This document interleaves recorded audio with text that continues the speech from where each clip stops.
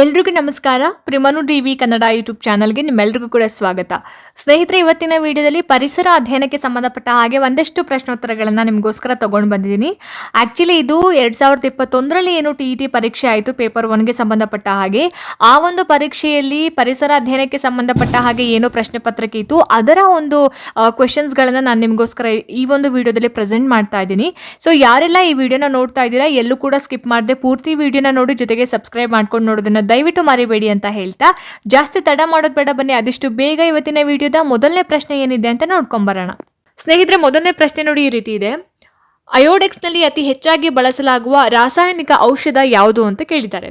So ಇದಕ್ಕೆ ಆಪ್ಷನ್ಸ್ನ ನಾನು ಹೇಳಕ್ಕೆ ಹೋಗಲ್ಲ, ಸೊ ಡೈರೆಕ್ಟಾಗಿ ಆನ್ಸರ್ನ ಹೇಳ್ತಾ ಹೋಗ್ತೀನಿ. ಸೊ ಇದು 30 ಪ್ರಶ್ನೆಗಳ ಒಂದು ಕ್ವಿಜ್ ಆಗಿರುತ್ತೆ. ಸೊ ಈ 30 ಪ್ರಶ್ನೆಗಳಲ್ಲಿ ನಿಮಗೆ ಎಷ್ಟು ಆನ್ಸರ್ ಗೊತ್ತು, ನೀವೆಷ್ಟು ಪ್ರಶ್ನೆಗಳಿಗೆ ಆನ್ಸರ್ ಮಾಡಿದ್ದೀರಿ ಅನ್ನೋದನ್ನು ನನಗೆ ಕಾಮೆಂಟ್ ಸೆಕ್ಷನಲ್ಲಿ ತಿಳಿಸಿ, ಆಯಿತಾ. ಸೊ ಫಸ್ಟ್ ಪ್ರಶ್ನೆ ಈ ರೀತಿ ಇತ್ತು. ಅಯೋಡೆಕ್ಸ್ನಲ್ಲಿ ಅತಿ ಹೆಚ್ಚಾಗಿ ಬಳಸಲಾಗುವಂತಹ ಒಂದು ರಾಸಾಯನಿಕ ಔಷಧ ಯಾವುದು ಅಂತ. ಸೊ ಈ ಪ್ರಶ್ನೆಗೆ ಸರಿಯಾಗಿರುವಂತಹ ಉತ್ತರ ಏನಿರ್ಬೋದು ಅಂತ ಗೆಸ್ ಮಾಡಿದಿರಂತ ಭಾವಿಸ್ತಾ ಆನ್ಸರ್ನ ಹೇಳ್ತೀನಿ. ಆಯ್ಕೆ ಒಂದು ಮೀಥೈಲ್ ಸ್ಯಾಲಿಸಿಲೇಟ್ ಅನ್ನೋದು ಸರಿಯಾಗಿರುವಂತಹ ಆನ್ಸರ್ ಆಗುತ್ತೆ. ಎರಡನೇ ಒಂದು ಪ್ರಶ್ನೆ, ಕೃತಕ ಪರಿಸರ ವ್ಯವಸ್ಥೆಗೆ ಉದಾಹರಣೆ ಯಾವುದು ಅಂತ.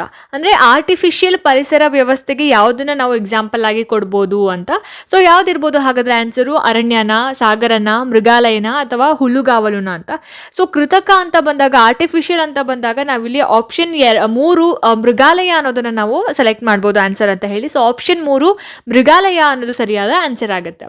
ನೆಕ್ಸ್ಟು ಮೂರನೇ ಒಂದು ಪ್ರಶ್ನೆ, ಬೆಳಕಿನ ಪ್ರತಿಫಲನಕ್ಕೆ ಸಂಬಂಧಿಸಿದಂತೆ ಸರಿಯಾದ ಹೇಳಿಕೆ ಯಾವುದು ಅಂತ ಕೇಳಿದ್ದಾರೆ. ಯಾವ ಒಂದು ಸ್ಟೇಟ್ಮೆಂಟ್ ಕರೆಕ್ಟ್ ಆಗಿದೆ ಯಾವುದಕ್ಕೆ? ಬೆಳಕಿನ ಒಂದು ಪ್ರತಿಫಲನಕ್ಕೆ ಸಂಬಂಧಪಟ್ಟಂತೆ ಅಂತ. ಸೊ ಎಷ್ಟನೇ ಪ್ರಶ್ನೆ? ಮೂರನೇ ಪ್ರಶ್ನೆಗೆ ಸರಿಯಾಗಿರುವಂತಹ ಉತ್ತರ ಏನಿರ್ಬೋದು ಹಾಗಾದ್ರೆ? ನೋಡಿ, ಇಲ್ಲಿ ಆಪ್ಷನ್ 1 ಈ ರೀತಿ ಇದೆ. ಆಪ್ಷನ್ 2 ಪ್ರತಿಫಲಿತ ಬೆಳಕು 7 ಬಣ್ಣಗಳಾಗಿ ವಿಭಜನೆ ಹೊಂದುತ್ತೆ ಅನ್ನೋದು. ಆಪ್ಷನ್ 3, ಆಪ್ಷನ್ 4 ಈ ರೀತಿ ಇದೆ. ಸೊ ಸರಿಯಾದಂತಹ ಆನ್ಸರ್ ಬಂದು ಆಪ್ಷನ್ 3 ಪತನ ಕೋನವು ಪ್ರತಿಫಲನ ಕೋನಕ್ಕೆ ಸಮವಾಗಿರುತ್ತದೆ ಅನ್ನೋದು ಸರಿಯಾಗಿರುವಂತಹ ಆನ್ಸರ್ ಆಗುತ್ತೆ. ಸೊ ಬೆಳಕಿನ ಒಂದು ಪ್ರತಿಫಲನಕ್ಕೆ ಸಂಬಂಧಿಸಿರುವಂತಹ ಒಂದು ಸ್ಟೇಟ್ಮೆಂಟ್ಸ್ ಅಲ್ಲಿ ಆಪ್ಷನ್ 3 ಇದಕ್ಕೆ ಸರಿಯಾಗಿರುವಂತಹ ಆನ್ಸರ್ ಆಗಿರುತ್ತೆ. ನಾಲ್ಕನೇ ಪ್ರಶ್ನೆ, ಒಬ್ಬ ಬಾಲಕನು 10 ಮೀಟರ್ ಸೆಕೆಂಡ್ಗೆ ವೇಗದಲ್ಲಿ ಚಲಿಸುತ್ತಿರುವ ಮೇರಿ ಗೋರೌಂಡ್ನಲ್ಲಿ ಸವಾರಿ ಮಾಡ್ತಾ ಇದ್ದಾನೆ. ಅಂದರೆ ಬಾಲಕ ಡ್ಯಾಶ್ ಅಂತ ಕೇಳಿದ್ದಾರೆ. ಸೊ ಇದಕ್ಕೆ ಈ ರೀತಿ ಏನೋ ಆಪ್ಷನ್ಸ್ ಇದ್ದಾವೆ. ಸೊ 4 ಆಪ್ಷನ್ಸಲ್ಲಿ 4ನೇ ಪ್ರಶ್ನೆಗೆ ಸರಿಯಾದ ಆನ್ಸರ್ ಬಂದು ವೇಗೋತ್ಕರ್ಷದೊಂದಿಗೆ ಚಲಿಸುತ್ತಿದ್ದಾನೆ ಅನ್ನೋದು ಸರಿಯಾಗಿರುವಂತಹ ಆನ್ಸರ್ ಆಗುತ್ತೆ. ನೆಕ್ಸ್ಟು ಮುಂದಿನ ಪ್ರಶ್ನೆ 5ನೇ ಪ್ರಶ್ನೆ, ವಾಯು ಮಾಲಿನ್ಯದ ಮೊದಲ ದೊಡ್ಡ ದುರಂತ ಯಾವುದು ಅಂತ ಕೇಳಿದ್ದಾರೆ. ಸೊ ವಾಯು ಮಾಲಿನ್ಯದಿಂದ ಆದಂತಹ ಒಂದು ದೊಡ್ಡ ದುರಂತ, ಅದಕ್ಕೆ ಏನು ಹೆಸರು, ಯಾವಾಗ, ಎಲ್ಲಿ, ಏನು ದುರಂತ ಆಯಿತು ಅನ್ನೋದು. ಸೊ ಇದಕ್ಕೆ ನೋಡಿ, ಇಲ್ಲಿ New York smog, London smog, Paris smog, Delhi ಅಥವಾ ಡೆಲ್ಲಿ ಅಂತ ಹೇಳ್ತೀವಿ, ಸ್ಮಾಗ್ ಅಂತ ಇದೆ. ಸೊ ಸರಿಯಾಗಿರುವಂತಹ ಆನ್ಸರ್ ಬಂದಿದ್ದಕ್ಕೆ ಆಪ್ಷನ್ 2 ಲಂಡನ್ ಸ್ಮಾಗ್ ಅನ್ನೋದು ಸರಿಯಾದ ಆನ್ಸರ್ ಆಗುತ್ತೆ. ನೆಕ್ಸ್ಟ್ 6ನೇ ಒಂದು ಪ್ರಶ್ನೆ, ICBN ಇದರ ಒಂದು ವಿಸ್ತೃತ ರೂಪ ಏನು ಅಂತ ಕೇಳಿದ್ದಾರೆ. ಅಂದರೆ ICBN ಇದರ ಒಂದು ಫುಲ್ ಫಾರ್ಮ್ ಏನು ಅನ್ನೋದು. ಸೊ ಇದಕ್ಕೆ ಸರಿಯಾದಂತಹ ಆನ್ಸರು ಏನಿರ್ಬೋದು? Option 1, 2, 3 and option 4. ಸೊ ಸರಿಯಾಗಿರುವಂತಹ ಉತ್ತರ 6ನೇ ಪ್ರಶ್ನೆಗೆ ನೋಡಿ ಇಲ್ಲಿ ಈ ರೀತಿ ಇದೆ. Option B international code of botanical nomenclature ಅನ್ನೋದು ಸರಿಯಾಗಿರುವಂತಹ ಆನ್ಸರ್ ಆಗುತ್ತೆ. 7ನೇ ಒಂದು ಪ್ರಶ್ನೆ, ವಿದ್ಯುದಾವೇಶದ ಮೂಲಮಾನ ಯಾವುದು ಅಂತ ಕೇಳಿದ್ದಾರೆ. ಸೊ ಇದಕ್ಕೆ ಆಂಪಿಯರ್, ವೋಲ್ಟ್, ಕೂಲಂಬ್, ಓಮ್ ಅಂತ ಇದೆ. ಸರಿಯಾದ ಆನ್ಸರ್ ಏನಿರ್ಬೋದು? ಆಪ್ಷನ್ ಸಿ ಬಂದು ಕೂಲಂಬ್ ಅನ್ನೋದು ಸರಿಯಾಗಿರುವಂತಹ ಆನ್ಸರ್ ಆಗುತ್ತೆ. ನೆಕ್ಸ್ಟ್ ಮುಂದಿನ ಒಂದು ಪ್ರಶ್ನೆ 8ನೇ ಪ್ರಶ್ನೆ, ಜೀವನದ ಸಿಬ್ಬಂದಿ ಎಂದು ಕರೆಯಲಾಗುವ ಜೈವಿಕ ಅಣು ಯಾವುದು ಅಂತ ಕೇಳಿದ್ದಾರೆ. ಯಾವುದನ್ನ ಜೀವನದ ಸಿಬ್ಬಂದಿ ಅಂತ ಹೇಳಿ ಕರೀತಾರೆ? ಲಿಪಿಡ್ಗಳು, ಪ್ರೋಟೀನ್ಗಳು, ವಿಟಮಿನ್ಗಳು, ಕಾರ್ಬೋಹೈಡ್ರೇಟ್ಗಳು ಅಂತ ಇದೆ. ಸರಿಯಾಗಿರುವಂತಹ ಆನ್ಸರ್ ಬಂದ್ಬಿಟ್ಟು ಎಷ್ಟನೇ ಪ್ರಶ್ನೆ ಇದು? 8ನೇ ಪ್ರಶ್ನೆ. 8ನೇ ಪ್ರಶ್ನೆಗೆ ಆಪ್ಷನ್ ಡಿ ಕಾರ್ಬೋಹೈಡ್ರೇಟ್ಗಳು ಅನ್ನೋದು ಸರಿಯಾಗಿರುವಂತಹ ಆನ್ಸರ್ ಆಗುತ್ತೆ. ಮುಂದಿನ ಒಂದು ಪ್ರಶ್ನೆ 9ನೇ ಪ್ರಶ್ನೆ, ಪರಿಸರ ವಿಜ್ಞಾನ ಅಧ್ಯಯನದಲ್ಲಿ ಸೃಜನಾತ್ಮಕ ಅಭಿವ್ಯಕ್ತಿಗೆ ಇದು ಉದಾಹರಣೆ ಎಲ್ಲ ಅಂತ ಕೇಳಿದ್ದಾರೆ. 9ನೇ ಪ್ರಶ್ನೆ. ಸೊ ಈ ಪ್ರಶ್ನೆಗೆ ಆಪ್ಷನ್ ಎ ನೋಡಿರಿ, ಸೃಜನಾತ್ಮಕ ಕಾದಂಬರಿಗಳ ಓದುವಿಕೆ ಅನ್ನೋದೇನಿದೆ ಅಲ್ಲ, ಸೃಜನಾತ್ಮಕ ಅಭಿವ್ಯಕ್ತಿಗೆ ಎಕ್ಸಾಂಪಲ್ ಅಂತ ಹೇಳಿ ನಾವು ಹೇಳಕ್ಕಾಗಲ್ಲ. ಹಾಗಾಗಿ ಆಪ್ಷನ್ ಎ ಸರಿಯಾಗಿರುವಂತಹ ಆನ್ಸರ್ ಆಗುತ್ತೆ ಈ ಪ್ರಶ್ನೆಗೆ. ನೆಕ್ಸ್ಟು 10ನೇ ಒಂದು ಪ್ರಶ್ನೆ, ದೇಹದಲ್ಲಿ ಎ ಜೀವಸತ್ವದ ಕೊರತೆಯಿಂದ ಉಂಟಾಗುವಂತಹ ಒಂದು ಕಾಯಿಲೆ ಅಥವಾ ನ್ಯೂನತಾ ಕಾಯಿಲೆ ಯಾವುದು? ವಿಟಮಿನ್ ಎ ಇಂದ ಏನು ಪ್ರಾಬ್ಲಮ್ ಆಗುತ್ತೆ ಅನ್ನೋದು. ಸ್ಕರ್ವಿ, ಬೆರಿ ರಿಕೆಟ್ಸ್, ಇರುಳುಗಣ್ಣು ಅಂತ ಇದೆ. ಸೊ ಆಪ್ಷನ್ ಡಿ ಏನಿದೆ, ಇರುಳುಗಣ್ಣು ಅನ್ನೋದು ವಿಟಮಿನ್ ಎ ಇಂದ ಅಥವಾ ವಿಟಮಿನ್ ಎ ಕೊರತೆಯಿಂದ ಬರುವಂಥದ್ದು. ಸೊ ಸ್ಕರ್ವಿ ಅನ್ನೋದು vitamin C, berry vitamin B, ಹಾಗೆಯೇ ರಿಕೆಟ್ಸ್ ಬಂದು ವಿಟಮಿನ್ ಡಿ ಇನ್ನು ಕೊರತೆಯಿಂದ ಬರುವಂಥದ್ದು. ಸೊ ಹಾಗಾಗಿ ಇಲ್ಲಿ ಎ ಜೀವಸತ್ವದ ಕೊರತೆಯಿಂದ ಇರುಳುಗಣ್ಣು ಉಂಟಾಗುವಂಥದ್ದು. ನೆಕ್ಸ್ಟ್ ಮುಂದಿನ ಪ್ರಶ್ನೆ 11ನೇ ಪ್ರಶ್ನೆ, ಹೆಚ್ಚುವರಿ ಪ್ರಮಾಣದಲ್ಲಿ ನೀರಿನಲ್ಲಿ ಇರುವ ಈ ಕೆಳಗಿನ ಯಾವ ಲವಣ ಹಲ್ಲುಗಳ ಮೇಲೆ ಹಳದಿ ಅಥವಾ ಕಂದು ಬಣ್ಣದ ಕಲೆಗಳಿಗೆ ಕಾರಣವಾಗತ್ತೆ ಅಂತ ಕೇಳಿದ್ದಾರೆ. ಸೊ ಇದಕ್ಕೆ ನೋಡಿ, ಇಲ್ಲಿ ಬ್ರೋಮಿನ್, ಕ್ಲೋರಿನ್, ಫ್ಲೋರಿನ್, ಅಯೋಡಿನ್ ಅಂತ ಇದೆ. ಸರಿಯಾದಂತಹ ಆನ್ಸರ್ ಬಂದು ಆಪ್ಷನ್ ಸಿ ಏನಿದೆ, ಫ್ಲೋರಿನ್ ಅನ್ನೋದು ಸರಿಯಾದ ಆನ್ಸರ್. ಸೊ ಫ್ಲೋರಿನ್ ನ ಒಂದು ಹೆಚ್ಚುವರಿ ಒಂದು ಪ್ರಮಾಣದಲ್ಲಿ ನೀರಿನಲ್ಲಿ ಇರ್ತಕ್ಕಂತಹ ಈ ಒಂದು ಫ್ಲೋರಿನ್ ಏನಿದೆ, ಹಲ್ಲುಗಳ ಮೇಲೆ ಹಳದಿ ಮತ್ತೆ ಕಂದು ಬಣ್ಣದ ಕಲೆಗಳಿಗೆ ಕಾರಣ ಆಗುವಂಥದ್ದು. So option 3. ನೆಕ್ಸ್ಟು ಮುಂದಿನ ಒಂದು ಪ್ರಶ್ನೆ, 150 ದ್ರವ್ಯರಾಶಿಯುಳ್ಳ ಚೆಂಡನ್ನ ಬ್ಯಾಟ್ನಿಂದ ಹೊಡೆದಾಗ ಅದು 3 ಮೀಟರ್ ಪರ್ ಸೆಕೆಂಡ್ಗೆ ಜವದೊಂದಿಗೆ ಚಲಿಸುತ್ತದೆ. ಹಾಗಾದರೆ ಚೆಂಡಿನ ಆವೇಗ ಎಷ್ಟು ಅಂತ ಕೇಳಿದ್ದಾರೆ. 12ನೇ ಒಂದು ಪ್ರಶ್ನೆಗೆ ಸರಿಯಾದ ಆನ್ಸರ್ ಬಂದು option A 0.45 kg metre per second ಅನ್ನೋದು ಸರಿಯಾಗಿರುವಂತಹ ಆನ್ಸರ್ ಆಗುತ್ತೆ. ನೆಕ್ಸ್ಟು 13ನೇ ಒಂದು ಪ್ರಶ್ನೆ, ಪರಿಸರ ವಿಜ್ಞಾನ ಅಧ್ಯಯನದಲ್ಲಿ ಬೋಧನೆ ಕಲಿಕೆಯಲ್ಲಿ ಸಾಮಾನ್ಯವಾಗಿ ಬಳಸುವ ಪ್ರಶ್ನಾ ತಂತ್ರ ಡ್ಯಾಶ್ ಅಂತ ಕೇಳಿದ್ದಾರೆ. ಸೊ ಇಲ್ಲಿ ಉತ್ತೇಜನವನ್ನ ನಿಯಮಗಳಿಗೆ ಅನುಸಾರವಾಗಿ ಒದಗಿಸುವುದು, ತರಗತಿಯಲ್ಲಿ ಕುತೂಹಲವನ್ನ ಉಂಟು ಮಾಡುವುದು, ತರಗತಿಯಲ್ಲಿ ಶಿಸ್ತನ್ನ ಕಾಪಾಡುವುದು, ಬೋಧನೆಯ ಕಡೆಗೆ ಮಕ್ಕಳ ಅವಧಾನವನ್ನ ಸೆಳೆಯೋದು ಅಂತ ಇದೆ.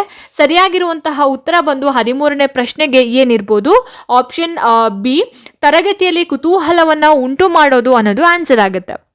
ನೆಕ್ಸ್ಟು 14ನೇ ಒಂದು ಪ್ರಶ್ನೆ, 2 kg ದ್ರವ್ಯರಾಶಿಯುಳ್ಳ ವಸ್ತುವು ಭೂಮಿಯ ಕಡೆಗೆ ಆಕರ್ಷಿಸಲ್ಪಡುವ ಬಲ ಡ್ಯಾಶ್ ಅಂತ ಕೇಳಿದ್ದಾರೆ. ಸೊ ಎಷ್ಟಿರ್ಬೋದು, ಏನಿರ್ಬೋದು ಹಾಗಾದ್ರೆ? ಎಷ್ಟನೇ ಪ್ರಶ್ನೆ ಇದು? 14ನೇ ಒಂದು ಪ್ರಶ್ನೆಗೆ ಸರಿಯಾಗಿರುವಂತಹ ಆನ್ಸರ್ ಏನು ಅಂತ ಗೆಸ್ ಮಾಡಿದ್ದೀರಾ ಅಲ್ವಾ? ಆಪ್ಷನ್ 1 19.6 n ಅನ್ನೋದು ಸರಿಯಾಗಿರುವಂತಹ ಆನ್ಸರ್ ಆಗುತ್ತೆ. ಮುಂದಿನ ಪ್ರಶ್ನೆ 15ನೇ ಒಂದು ಪ್ರಶ್ನೆ, ಗೃಹಗಳಲ್ಲಿ ವಿದ್ಯುತ್ ಬಳಕೆಯನ್ನ ಕಡಿಮೆ ಮಾಡಲು ನಾವು ಬಳಸುವ ಗೃಹೋಪಕರಣಗಳು ಯಾವುದು ಅಂತ ಕೇಳಿದ್ದಾರೆ. ಅಂದ್ರೆ ಮನೆಗಳಲ್ಲಿ ನಾವು ವಿದ್ಯುತ್ನ ಒಂದು ಕರೆಂಟ್ನ ಪವರ್ನ ಬಳಕೆಯನ್ನ ಕಡಿಮೆ ಮಾಡೋದಕ್ಕೆ ಯಾವ ರೀತಿಯಾದಂತಹ ಒಂದು ಗೃಹೋಪಕರಣಗಳನ್ನ ಬಳಸ್ತೀವಿ ಅನ್ನೋದು. ಸೊ 15ನೇ ಪ್ರಶ್ನೆಗೆ ನೋಡಿ, ಆಯ್ಕೆಗಳು ಈ ರೀತಿ ಕೊಟ್ಟಿದ್ದಾರೆ. ಸರಿಯಾಗಿರುವಂತಹ ಒಂದು ಉತ್ತರ ಆಪ್ಷನ್ ಎ, ಯಾವುದು ಕಡಿಮೆ ಶಕ್ತಿಯನ್ನ ಸೆಳೆಯುತ್ತೋ ಅಂತಹ ವಸ್ತುಗಳನ್ನು ನಾವು ಬಳಸ್ತಾ ಹೋಗ್ತೀವಿ ಅನ್ನೋದು. ಮುಂದಿನ ಪ್ರಶ್ನೆ 16ನೇ ಪ್ರಶ್ನೆ, ಅಂಗಾಂಶಗಳಿಗೆ ಶಕ್ತಿ, ಸ್ಥಿತಿಸ್ಥಾಪಕತ್ವ ಮತ್ತು ನಮ್ಯತೆಯನ್ನು ಒದಗಿಸುವ ನಾರಿನ ಒಂದು ಅಂಗಾಂಶ ಯಾವುದು ಅಂತ ಕೇಳಿದ್ದಾರೆ. ಸೊ ಇದಕ್ಕೆ ಆಪ್ಷನ್ಸ್ ನೋಡಿ ಈ ರೀತಿ ಕೊಟ್ಟಿದ್ದಾರೆ. ಸರಿಯಾಗಿರುವಂತಹ ಉತ್ತರ 16ನೇ ಪ್ರಶ್ನೆಗೆ ಆಪ್ಷನ್ ಸಿ, ಇಲಾಸ್ಟಿನ್ ಮತ್ತೆ ಕೊಲಾಜಿನ್ ಅನ್ನೋದು ಸರಿಯಾಗಿರುವಂತಹ ಆನ್ಸರ್ ಆಗುತ್ತೆ. ಮುಂದಿನ ಪ್ರಶ್ನೆ 17ನೇ ಪ್ರಶ್ನೆ, ನೈಸರ್ಗಿಕ ಅನಿಲ, ಪೆಟ್ರೋಲ್ ಮತ್ತು ಕಲ್ಲಿದ್ದಲು ಈ ವಿಧದ ಇಂಧನದ ಗುಂಪಿಗೆ ಸೇರಿದೆ. ಅಂದ್ರೆ ನೈಸರ್ಗಿಕ ಅನಿಲ ಆಗಿರ್ಬೋದು ಮತ್ತೆ ಪೆಟ್ರೋಲ್, ಕಲ್ಲಿದ್ದಲು ಯಾವ ರೀತಿಯಾದಂತಹ ಒಂದು ಇಂಧನ ಅಂತ ಕೇಳಿದ್ದಾರೆ 17ನೇ ಪ್ರಶ್ನೆ. ಸೊ ಇದಕ್ಕೆ ಸರಿಯಾಗಿರುವಂತಹ ಆನ್ಸರ್ ಬಂದು ಪಳೆಯುಳಿಕೆ ಇಂಧನ ಏನು ಕಲ್ಲಿದ್ದಲಾಗಿರ್ಬೋದು, ಪೆಟ್ರೋಲ್ ಮತ್ತೆ ಏನು ನೈಸರ್ಗಿಕ ಅನಿಲ ಏನಿದೆ ಇದು ಪಳೆಯುಳಿಕೆ ಇಂಧನಗಳ ಗುಂಪಿಗೆ ಸೇರ್ಕೊಳ್ಳುತ್ತೆ. ನೆಕ್ಸ್ಟ್ ಪ್ರಶ್ನೆ 18ನೇ ಪ್ರಶ್ನೆ, ಒಬ್ಬ ವ್ಯಕ್ತಿಯು 40 ಸೆಂಟಿಮೀಟರ್ಗಿಂತ ಅಧಿಕ ದೂರದಲ್ಲಿರುವ ವಸ್ತುಗಳನ್ನು ಮಾತ್ರ ನೋಡೋದಕ್ಕೆ ಶಕ್ತ. ಆತನ ದೋಷ ಪರಿಹಾರಕ್ಕೆ ಆತನಿಗೆ ಬಳಸಲು ಸೂಚಿಸುವ ಮಸೂರದ ಸಾಮರ್ಥ್ಯ ಎಷ್ಟು ಅಂತ ಕೇಳಿದ್ದಾರೆ. ಎಷ್ಟು ಸಾಮರ್ಥ್ಯದ ಮಸೂರವನ್ನ ಬಳಸಲಿಕ್ಕೆ ಅವರಿಗೆ ರೆಕಮೆಂಡ್ ಮಾಡ್ತಾರೆ ಅಂತ ಹೇಳಿ 18ನೇ ಒಂದು ಪ್ರಶ್ನೆ ಆಪ್ಷನ್ ಡಿ 1.5 D ಅನ್ನೋದು ಸರಿಯಾಗಿರುವಂತಹ ಆನ್ಸರ್ ಆಗುತ್ತೆ. ನೆಕ್ಸ್ಟ್ ಮುಂದಿನ ಒಂದು ಪ್ರಶ್ನೆ 19ನೇ ಪ್ರಶ್ನೆ, ಒತ್ತಡದ ಚಿಕಿತ್ಸೆಗಾಗಿ ಬಳಸುವ ಔಷಧಿಗಳ ವರ್ಗ, ಒತ್ತಡವನ್ನು ನಿವಾರಣೆ ಮಾಡೋದಕ್ಕೆ ಬಳಸುವ ಔಷಧಿಗಳ ಒಂದು ವರ್ಗ ಏನು ಅಂತ ಕೇಳಿದ್ದಾರೆ. ಸೊ ಆಪ್ಷನ್ 1, 2, 3, 4 ಸರಿಯಾದಂತಹ ಆನ್ಸರ್ ಏನಿರ್ಬೋದು? ಎಸ್, ಆಪ್ಷನ್ ಡಿ ಖಿನ್ನತೆ ಶಮನಕಾರಿ ಅನ್ನೋದು ಸರಿಯಾದ ಆನ್ಸರ್ ಆಗುತ್ತೆ. ಮುಂದಿನ ಒಂದು ಪ್ರಶ್ನೆ ನೋಡಿ, ಇಲ್ಲಿ 20ನೇ ಪ್ರಶ್ನೆ, ಪರಿಸರ ಅಧ್ಯಯನ ಬೋಧನೆಯಲ್ಲಿ ನಾವು ಮೌಲ್ಯಗಳನ್ನ ಅಳವಡಿಸ್ಕೊಳ್ಬೇಕು, ಯಾಕೆ ಅಂದ್ರೆ ಅಂತ ಪ್ರಶ್ನೆ. ಏನಕ್ಕೋಸ್ಕರ ನಾವು ಕೆಲವೊಂದು ವ್ಯಾಲ್ಯೂಸ್ಗಳನ್ನ ಅಳವಡಿಸ್ಕೊಳ್ಬೇಕು ಅಂತ ಹೇಳಿದ್ರೆ ಆಪ್ಷನ್ 20ನೇ ಪ್ರಶ್ನೆಗೆ ಆಪ್ಷನ್ ಎ ಸರಿಯಾದ ಆನ್ಸರ್ ಆಗುತ್ತೆ. ಯಾಕೆ? ಪರಿಸರ ಅಧ್ಯಯನ ಕಲಿಕೆ ಏನಿದೆ ಪ್ರಮುಖವಾಗಿ ಮಗುವಿನ ಒಂದು ಭಾವನಾತ್ಮಕ ವಲಯದ ಮೇಲೆ ಗಮನವನ್ನ ಕೇಂದ್ರೀಕರಿಸೋದ್ರಿಂದ ನಾವೇನ್ ಮಾಡ್ಬೇಕಾಗತ್ತೆ, ಕೆಲವೊಂದು ಮೌಲ್ಯಗಳನ್ನ ಅಳವಡಿಸ್ಕೊಳ್ಬೇಕಾಗತ್ತೆ ಅನ್ನೋದು. ಸೊ ನೋಡಿದ್ರಲ್ಲ ಸ್ನೇಹಿತರೆ, ಇದಾಗಿತ್ತು ಇವತ್ತಿನ ಪರಿಸರ ಅಧ್ಯಯನಕ್ಕೆ ಸಂಬಂಧಪಟ್ಟ ಹಾಗೆ ಒಂದಷ್ಟು ಪ್ರಶ್ನೋತ್ತರಗಳು. ಸೊ ಈ ವಿಡಿಯೋ ನಿಮಗೆ ಇಷ್ಟ ಆಯಿತು, ಅನುಕೂಲ ಆಯಿತು ಅಂತ ಭಾವಿಸ್ತೀನಿ. ಇಷ್ಟ ಆಯಿತು ಅಂತಂದರೆ ದಯವಿಟ್ಟು ಲೈಕ್ ಮಾಡಿ, ಶೇರ್ ಮಾಡಿ, ಹಾಗೆ ನಿಮ್ಮ ಅನಿಸಿಕೆ ಅಭಿಪ್ರಾಯಗಳು ಏನೇ ಇದ್ರೂ ಕೂಡ ನನಗೆ ಕಾಮೆಂಟ್ ಸೆಕ್ಷನ್ನಲ್ಲಿ ತಿಳಿಸಿ ಅಂತ ಹೇಳ್ತಾ, ಇದೇ ರೀತಿ ಹೆಚ್ಚಿನ ವೀಡಿಯೋಸ್ಗಳಿಗೋಸ್ಕರ ನಿರಂತರವಾಗಿ ನನ್ನ ಚಾನಲನ್ನು ನೋಡ್ತಾ ಇರಿ. ಮುಂದಿನ ವೀಡಿಯೋಸ್ಗಳಲ್ಲಿ ನಾನು ನಿಮಗೆ ಸಿಗ್ತೀನಿ. ಅಲ್ಲಿ ತನಕ ಎಲ್ರಿಗೂ ನಮಸ್ಕಾರ.